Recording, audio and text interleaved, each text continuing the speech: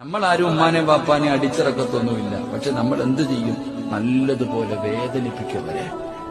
എടാ, നമ്മളെല്ലാരും ഉമ്മാനെ തല്ലുവോ? തല്ലത്തില്ല. വാപ്പാനെ തല്ലു ഇല്ല, നമ്മൾ വേദനിപ്പിക്കും. ഖുർആൻ പറഞ്ഞ എന്തെന്നറിയോ?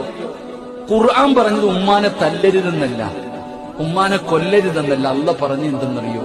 നീ ചേ എന്ന് പറയുന്ന വാക്കുപോലും പറയാൻ പാടില്ല.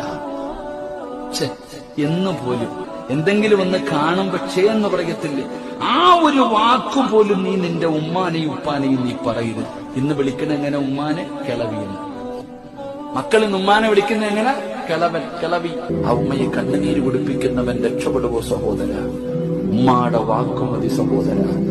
ഉമ്മയുടെ ഒരു കണ്ണ് നിറഞ്ഞാൽ ഉപ്പാടെയും ഉമ്മാടെയും മനസ്സ് വേദനിപ്പിച്ച വല്ലാഹി നമ്മളാരും രക്ഷപ്പെടൂല.